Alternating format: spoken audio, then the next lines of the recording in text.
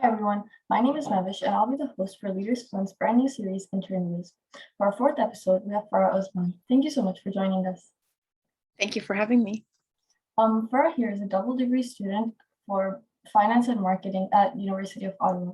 She worked at Deloitte as a customer and marketing business analyst intern for 8 months in 2020.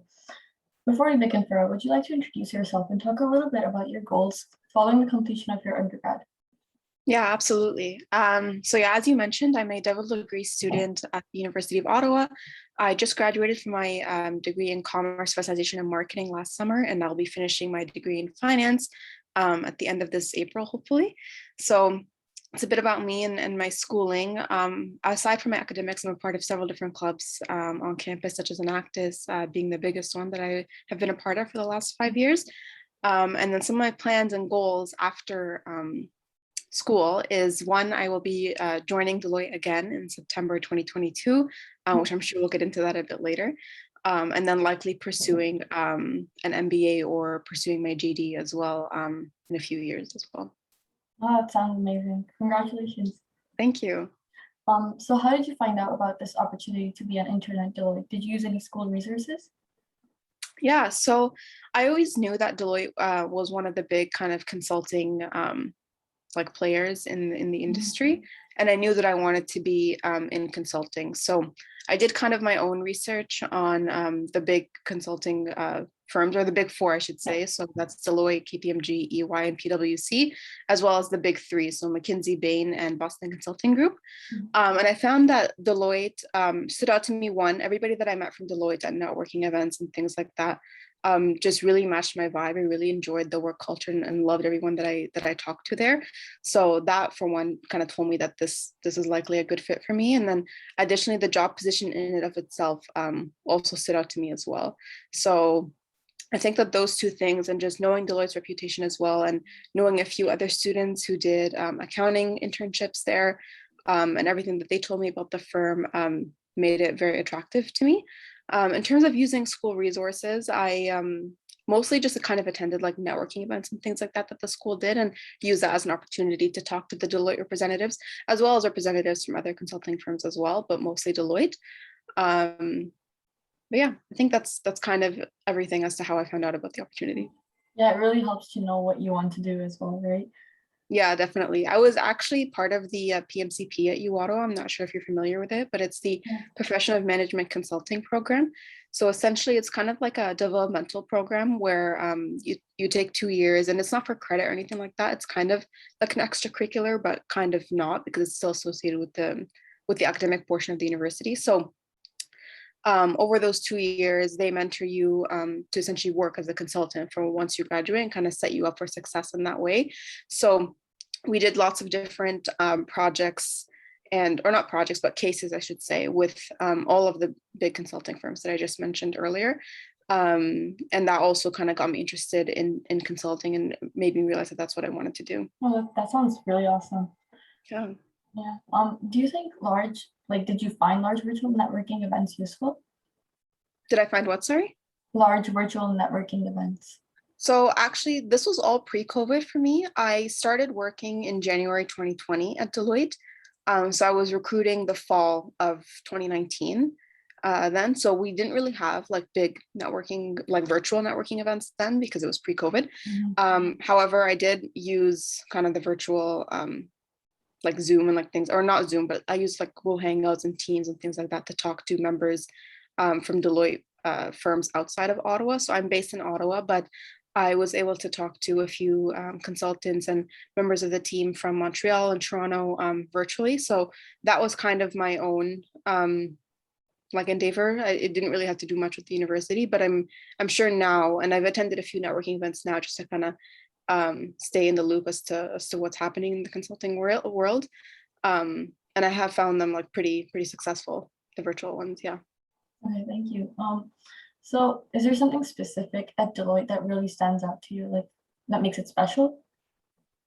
I think that at least with the Deloitte Ottawa office, it's you kind of get the best of both worlds in that the sense that you have a big firm but in a smaller city. And I know Ottawa is not necessarily a small city, but I think in the consulting world it's considered a bit smaller. Usually bigger cities, you think of New York and Toronto and like things like that. But I loved the homey feeling of the Ottawa office. And the team that I was on, digital consumers, is super, super tight knit, and we're like kind of like one big family. But it's still like a massive firm, right? So you have the resources and the opportunities and the growth available that you would normally have like with a big firm, but you still kind of have that local feel and benefit and comfort side to it as well. No, that sounds great. So how's the application process? I'm sure you might not remember, but Yeah. what can you walk me through it? Yeah, sure. So the application process, I think was pretty standard. I just applied online.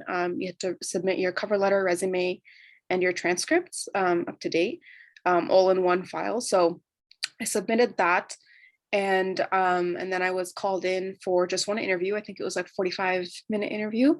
And they had some technical questions, so like definitions, things like that were like related to the position that I was on. And then like behavioral and like situational questions. So very standard interview. There was no case for me, although I know that other teams sometimes do case interviews, and other firms will as well. And some firms will do multiple rounds of interviews as well. So I was speaking with some people that I know that are applying to Deloitte more recently, because again, I applied in 2019, and they were saying that there's like 2 rounds of interviews now. They do like a video one and then like an in-person one or something like that. So it might have changed from when I applied, but again, it kind of varies from team to team, and depends on really like who is doing your interview. The people that did my interview were people that are actually on my team. So I think that they kind of were able to tailor it to the way that they wanted to. Oh, okay. So how important do you think extracurriculars are when securing an internship? Oh, I think it's very important. I think especially if you're like a business student, like commerce degrees are becoming more and more popular. There's so many people that have the exact same degree as you. So really the only other differentiating factor is work experience and extracurriculars. And sometimes getting that first job, or like first real job, I should say, is very difficult, because a lot of them require you to have some kind of experience, or you'll be competing against students that do have experience. So really a good way to kind of get that experience is through extracurriculars. And I think that's the way a lot of students start, and how a lot of students become successful, is by gaining that like business development, or maybe that's like finance experience or marketing experience, by doing finance, marketing, or business development for a club. And then you can kind of take those skills and apply them in an interview when you're applying for a job. So for me, I think that had I not done extracurriculars, I literally don't know what I would be even talking about in my interview, because really all the questions that they ask you are, can you explain a situation where you have to deal with a difficult team member, or can you explain a situation where you have to multitask, like all these things. And you don't want to be talking about like school for every single one of your answers. It doesn't make you a very interesting candidate. So really, I think extracurriculars are the way to go. It's really the only way to go, I think, in order to do well. Wow, I did not know that. Yeah, highly recommend. So what did your like usual day-to-day tasks look like? At Deloitte? Yeah, Yeah, honestly, there was no day to day. It very much like varied depending on like kind of what we had going on that day.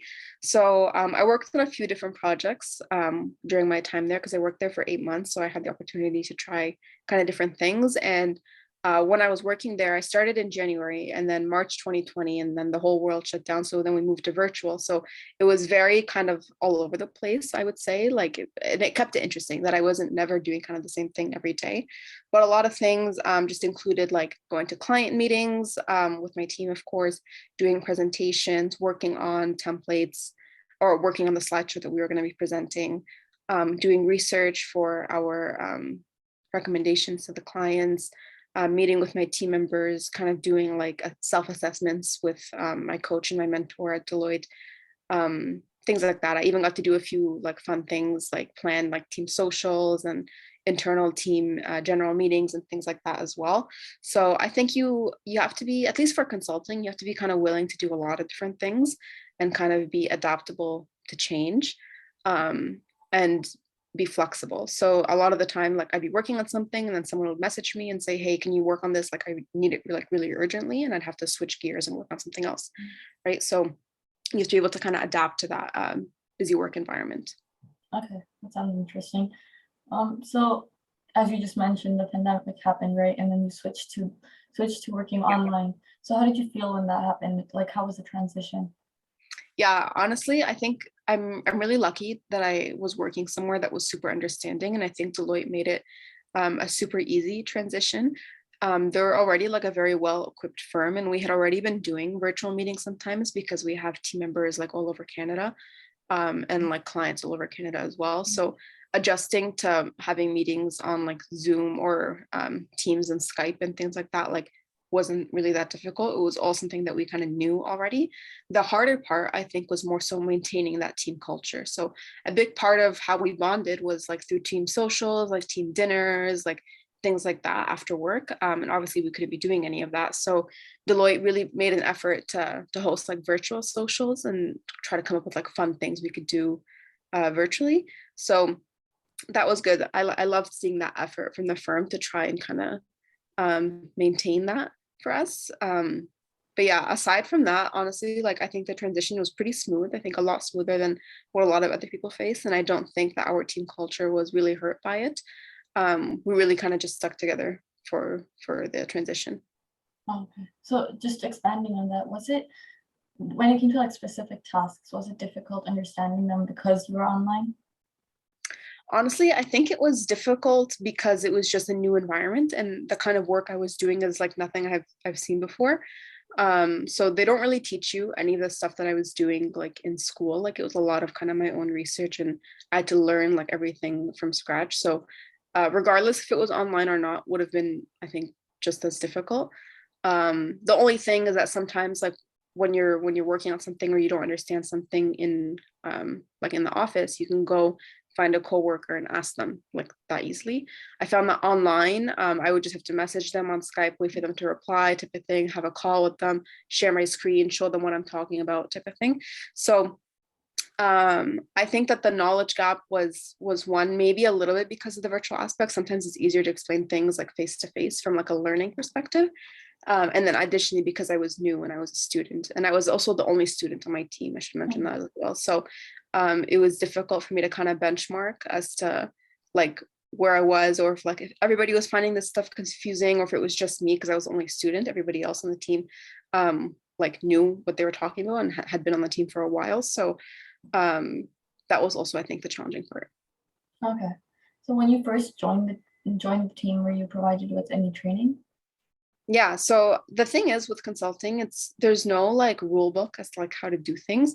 I was provided with like general training and given the rundown of like what our projects would be, but there was no kind of like there's no like softwares that we use or anything. Like there are, but it's not like something consistently that you use, like that all consultants Yeah. use, like a general training. It was more so kind of learning on the job, I would say. Oh, okay. Okay. Yeah. And were you receiving any feedback while you were there from your Yeah. supervisors and managers? Yeah, definitely. So something I should mention is that everybody at Deloitte, whether you're a student or not, receives a coach and a what was it called? A coach and a buddy. So your buddy is kind of the person that you're supposed to like ask like silly questions to, things like that, like when do I wear jeans to work, like stuff like silly things like Yeah. that. And they're usually someone that's just like one level above you. And then your coach is someone that's more so kind of mentoring you and helping you navigate your career. And it's the person that's vouching for you at those big conversations when they're deciding like on promotions and things like that. So every manager that you work under, which I should mention as well, like I don't really have a direct manager at Deloitte. It's more so there's like a bunch of managers and a bunch of senior consultants, and then you work under the one that's working on the same project that you're on, if that makes sense. So you work under different managers all the time, Okay. and then they essentially provide feedback to you and provide feedback to your coach about your performance, and then your coach kind of comes in and talks to you about that. So that's kind of how that relationship works, but they do that very frequently. I think it was almost like maybe like bi-weekly or monthly or something that we would have those sessions to help you improve. And it's like, and because I think the firm really values professional development, because they really invest in you That's really Deloitte's like biggest and like only asset is the people that work there, and how successful they are in the firm. So those feedback sessions were pretty frequent. Okay. Okay. Um, so how did this internship help you grow? Have you learned any like valuable skills? Yeah, absolutely. So I definitely learned one, how to work in a virtual environment, which I think everyone kind of has. I learned how to be comfortable in situations that I'm not familiar in. As I mentioned earlier, like I was the only student, it was a new kind of world for me. I had never worked on like ECM or like CRM solutions before, or even really knew like deeply what that was, aside from like the textbook definition that we learn in class. So learning to adapt to that and learning to be confident and comfortable in a new environment that I didn't really that I didn't know before is something that really shaped me during my time at Deloitte. I also, what else? Yeah, I think the other thing as well is kind of learning to navigate your way through the firm and learning how like the consulting cycle works as well. So Deloitte is huge. Like there's so many different teams and so many different people working on each team, and kind of learning how that relationship between the people in the firm works as well is something that I learned, because I hope it's an industry I'll be in for a long time. So it was definitely a great experience and introduction to the world of consulting for me. Oh, wow. Okay. I'm sure as a double degree student and an intern, your life must have been like super busy. So how did you find that like balance between work and life? Yeah, it was very challenging. I was definitely, I think, burnt out the semester before my internship, because I was recruiting for it and I was trying to get into the firm. So honestly, I think once I started working, Deloitte is pretty good about work-life balance. Sometimes I worked late, but sometimes I got to go home early. It really depended on like the work that we had. But the work-life balance beforehand, I think, was the really challenging part for me, and learning kind of how to balance my recruitment and my interviews and coffee chats and things like that with my classes. I was actually taking 6 classes at the time as well, and I was part of a few different clubs. So that was definitely, I think, the busiest I've been like in the last 4 years was that semester. And it's really just about time management. So you have to have like a system that works for you. For me, I know that I'm more productive at night, so I save a lot of my studying for nighttime, and I try to finish all my meetings in the morning, so I have the rest of the day to myself and to study. I used to use an agenda, but now I just use Google Calendar because my agenda would get too crowded. And things like that. So you really just have to, it's a lot of trial and error and finding a balance that works for you. But I think the most important thing is knowing what your limits are, and not comparing yourself to other people and seeing that what other people are doing and how busy other people are, but rather what you think that you can handle, and really picking and choosing your priorities. So being able to say no to certain things and say yes to those things that you really, really think are good for you, and those things that you really can't miss out on. It's really important to develop that skill and to be able to do that, because otherwise it's really impossible for you to do everything that that you want to do, or everything that people ask you to do, because there's only so many hours in the day, right? And you need to have time for yourself, and you want to enjoy your university experience and your youth. So picking and choosing and being able to prioritize, and then once you have those priorities in place, being able to organize your time, I think those are the 2 most important things Well, those are that I good learned, tips. at least. Yeah. Okay. Um, how long in an advanced of how long in advance of a desired work term should students be applying for internships? Yeah, honestly, it's never too early. I think I started recruiting for my Deloitte job in August, and then I got the position in October, and then I started in January. That's because I had a very specific goal in mind and a very specific team that I wanted, and I knew that there weren't going to be many positions for that specific team. So I started my networking and my coffee chats very early. But I think that everybody should be starting like as early as possible, because you don't want it to be a surprise to the recruiter when you apply. I think that if it's a surprise, unless you have something super impressive or super stellar on your resume, you might be too late already, because there's people that have very similar resumes to you, and people that have, as I mentioned earlier, very similar experiences to you, because as a student, we're all very similar to one another. That already started networking and already know the names of the recruiter, and the recruiter is already expecting to see their name in the pool. So you don't want to be kind of that that applicant that no one's heard of yet. You know what I mean? So Yeah. it's important that you're making that effort to talk to as many people as you can, in wherever it is that you want to work. And maybe if you're not too sure or have a specific job in mind, keep your options open and network with a lot of different firms. Like I talked to people at BDO, at Accenture, at KPMG, Deloitte, McKinsey. I talked to people everywhere, but I was really focused specifically on Deloitte because I knew that's the one I wanted really badly.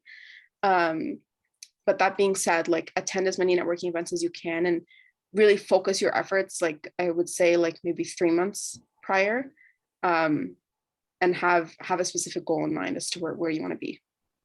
Okay. And as an applicant, do you have any advice on how you how to stand out? Yeah. So again, it's difficult because we all have very similar work experience, and like extracurriculars and things like that.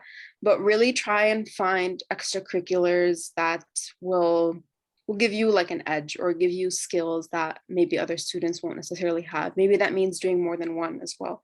For example, like consulting is it's all about like projects, right? Cases and things like that. So I would consider doing a lot of case competitions or being a part of DECA or like any of those clubs that do a lot of case competitions and things like that. Although those cases that you do are going to be very, very different from whatever projects you're going to be working on in real life as a consultant, they kind of help you build those same skills. So those skills in being analytical, knowing how to do an analysis, knowing what an implementation is, knowing what KPIs are, knowing how to do like a risk assessment in theory that you would do in like a case competition, those skills are still applied in the real consulting world.